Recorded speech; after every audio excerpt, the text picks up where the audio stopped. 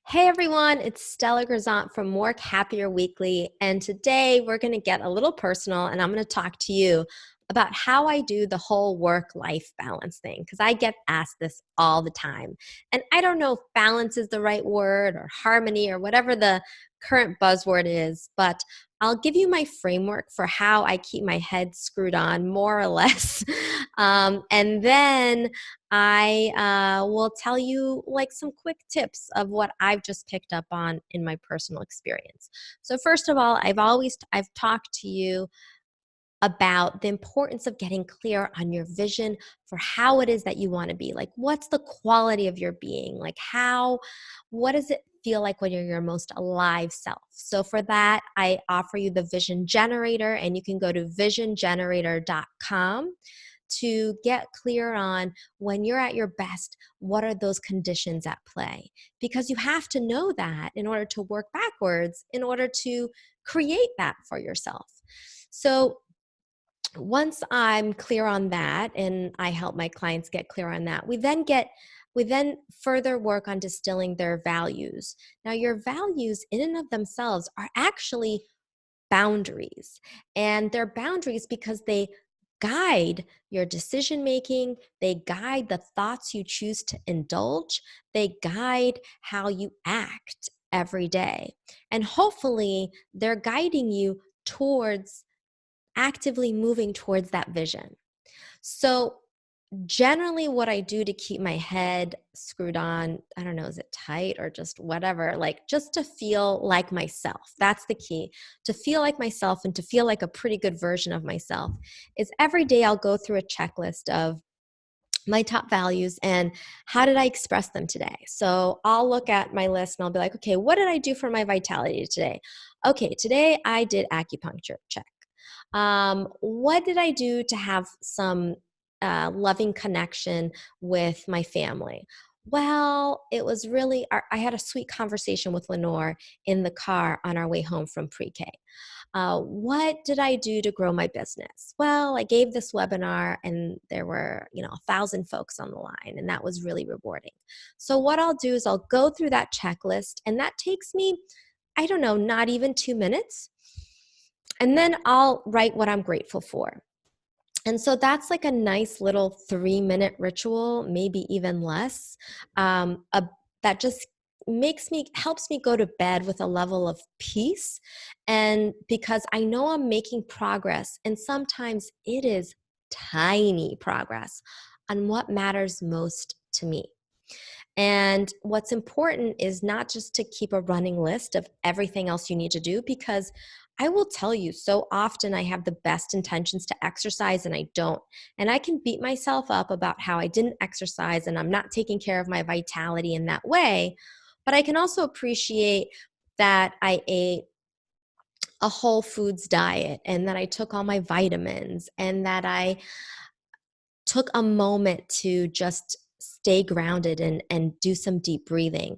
So while you might not be doing everything the way you said you were going to do, you probably can give yourself some credit for being the way you want to be in some kind of way. And so I think so often why we're running haggard and exhausted and burnt out is because we're not acknowledging just how much we are doing to amplify our well-being and to live the life that we really want to live, because you're probably doing a hell of a lot and you're just not appreciating it. So that's first and foremost.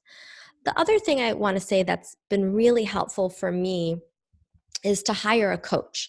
So I hired a coach to hold me accountable to my own dreams, to my own values, to making sure that I was staying balanced. And so my coach has really helped me make some hard decisions about delegating even more, even beyond what I was comfortable with, to making some calls on when I should push harder or just let go of something that I wanted to achieve, but I'm going to let go. So I think it's always important to have someone in your corner. Maybe it is a coach, or maybe it's a friend or a mentor, someone who keeps you honest, who's willing to kind of say, you said this was important to you, but now you're not really acting that way. So it's not just someone who agrees with everything that you say, and it's not just someone who's going to let you complain all the time. So hiring a coach has been very important for my sense of balance and knowing that I was living my life in alignment with how I wanted to do it. The other thing is that, and I mentioned this a little bit, is just letting go of trying to do it all. And you've heard this, like this, but it's kind of tricky, right? So in my home life, for example, I've never been really good at doing the laundry. It's just never been my thing. And when I lived in New York City, I always dropped off my laundry to get it done. And then, or living in California. But now that we have a house and we have our own, um, you know, washer and dryer, I felt like I had to do the laundry. And that was just like an extra thing that I just didn't want to do. And I just found myself always digging in the hamper for the clean clothes. And it was just, I felt it just wasn't cool. And so we have a woman who helps clean our home every few weeks. And so I asked her if she could do the laundry.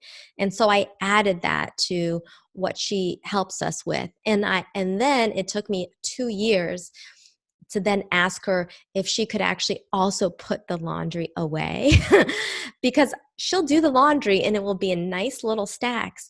But then it's just like stacked up on my bed, and that will happen for 2 weeks. And so I made labels on all my drawers, and I've since shown her where to put the stuff. And oh my God, this was like the best thing. And I felt so proud of myself. It's the tiny things, really.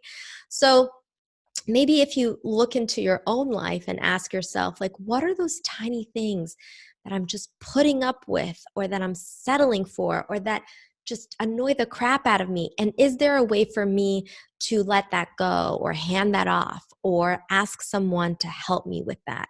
So maybe take a moment now and just jot it down, like press pause and jot down, like, what are the things at home and at work that you find draining, that you don't necessarily have to do.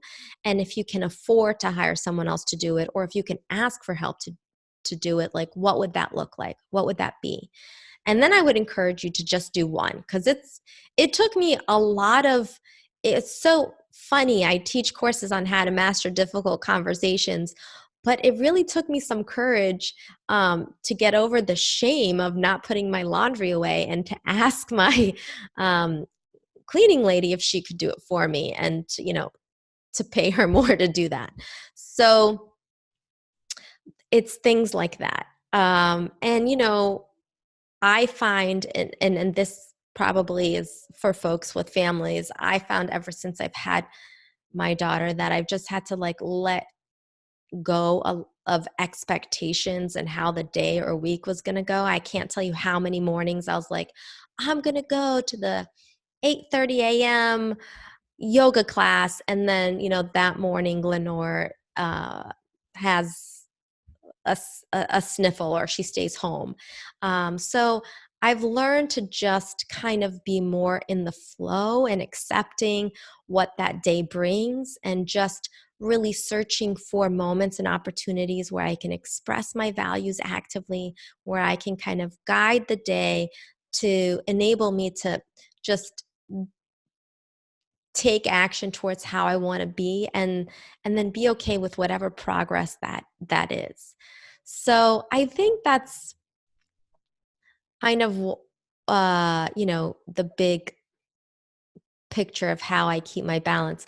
I would say the other thing is, we made as a family some pretty big moves and decisions, and tough decisions, to support that level of balance. For example, we left California, which we loved living in California, my husband and I. It's where we met. It's where we got married. It's where we had our daughter.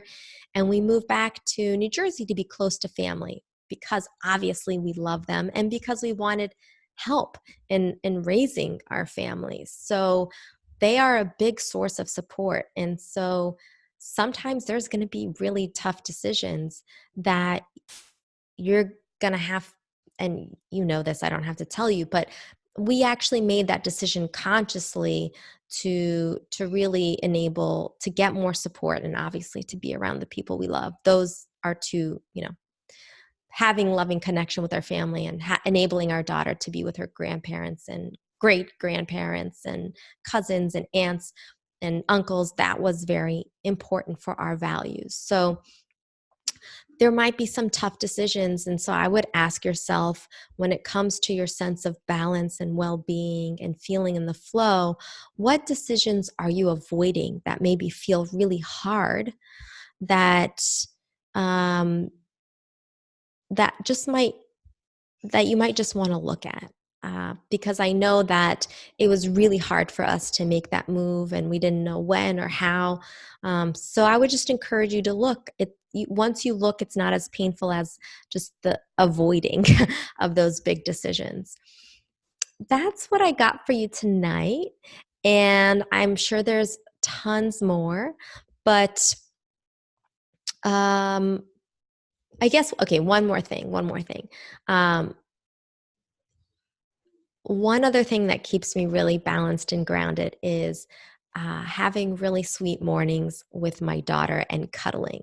And the reason why I'm sharing this is because sometimes we will be late to pre-K, or I will be pushing our morning in a rushed way just to have those sweet cuddles. And again, that's a conscious choice because those are some of the loving moments I have in the day with her. And so I'm that is kind of how I make those decisions. So I would, if there's something that really feeds you, that really gives you joy, that is in alignment with who you want to be, then it's about like putting that first and being okay with the other stuff that drops off. So that's just another example of how I do the flow thing. I hope that helps. And I wish you a sense of ease and beauty and joy and flow and harmony, or whatever you want to call it, that you both feel like you can be your best at work and at home. And if you have specific questions for me, I'm here to answer those for you. And I'm happy to go into more detail on anything. So have a great night, everyone. And I'll talk to you next week. Bye.